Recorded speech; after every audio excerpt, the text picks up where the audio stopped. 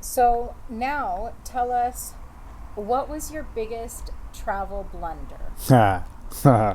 So my biggest travel... On your own, before you booked with me.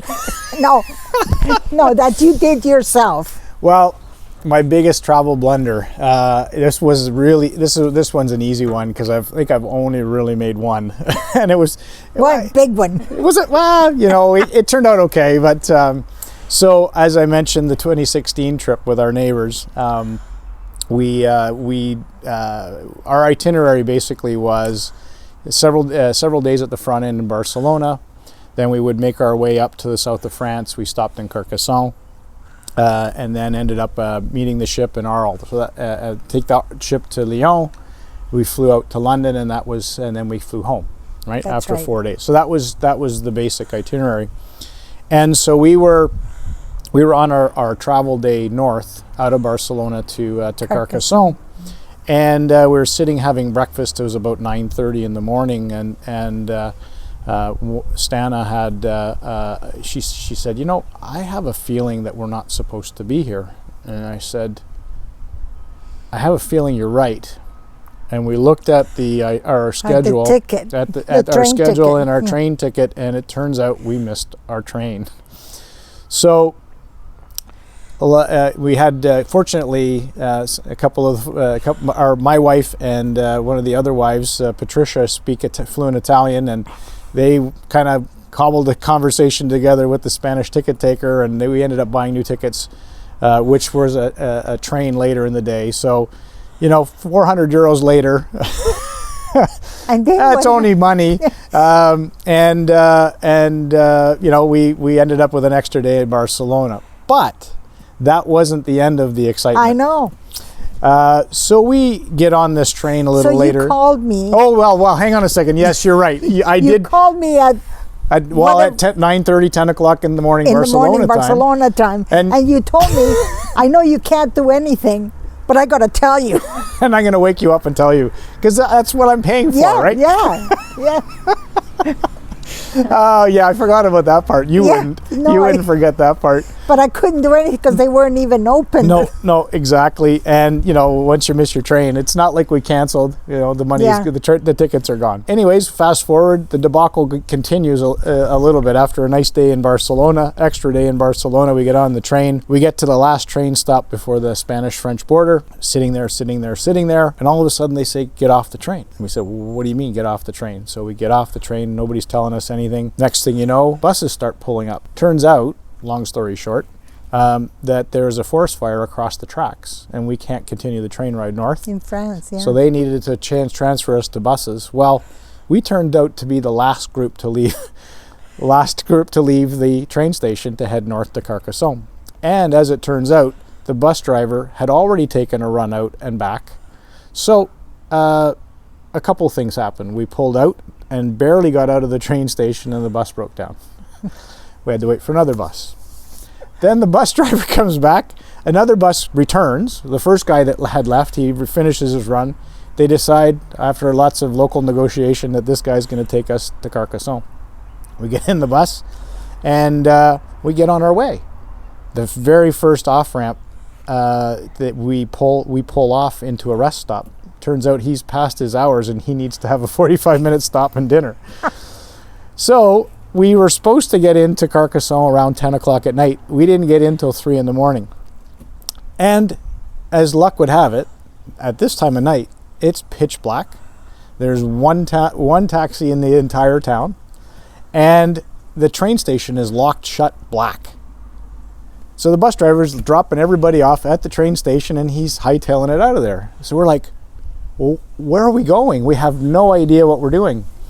So fortunately, Stana thinks quickly on her feet and negotiates with the bus driver to drive us to our hotel. And he goes, yeah, no problem. I'm sure he screwed us for a big check, because the bus was going right by on his way home. But he drove us up. There's the alley we can see the Core Hotel, wherever we were staying. So as we get out of the bus, thanks buddy, we're walking up the alley dragging our bags after this debacle journey, And the lights go off in the hotel, and we're like, oh no. So we get in, we buzzed it. The guy's like, oh yeah, no problem. He opens the gate, we go in, and it's the first time ever in Europe that I said, I brought my passports out to say, here, we're here. He goes, I don't need your passports. He says, anybody that would show up at 3 a.m. to come to my hotel, he says, I don't need to know who you are. Here you go. And that was the end of it. Now, you had called ahead and you had let them know that we were going to be late and everything else, but turned out to be that was a blunder, but it turned into a fantastic travel story and a good experience. A great experience at the end of the day that we all talk about and joke about still to this day. By the way, we're using social distancing. Yeah, just so everybody's clear, we are socially distanced. So, and my son gave me a hard time for using this stick. So anyways, on with the show. Thanks, Grapes. Thanks, Grapes. Too soon? Okay, so here's a threefold. How many countries have you traveled to? Okay. Which are your favorites? And was there any that Coco convinced you to go on or to go to? Well, I'm as part of setting up with TPI and with Virtuoso. One of the things that we do in there and setting up our profile in Virtuoso is we go into the countries traveled. So I actually know the answer to this, and it's actually 20 countries I've been to. I probably, there may be one or two that I've missed in that. I have to think about, I might have missed one in the cruise, that maybe the Virgin Islands or something. So maybe 21 countries that I've been to.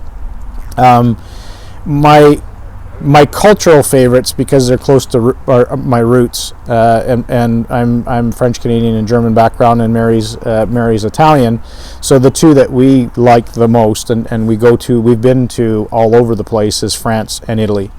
So those are staples, and I've explored a lot of northern Italy. I haven't been to southern Italy yet, so that's on the agenda. And we've been all over France, been in all the wine regions, and just done Normandy, Paris, you name it, the Riviera. So those are two staples. But I got to tell you, last summer I fell in love with Croatia. I've always wanted to go because we have friends of ours, neighbors of ours, and we ended up going with one of our classmates from university. She had been bugging us since the day we met her in school and said, you guys got to come with us. And we've been to her wedding and everything else. So we've been friends a long time, and we finally got to go together. Her family is from Split, and I mean, I could ramble on for hours, and maybe we'll do another video just on Croatia.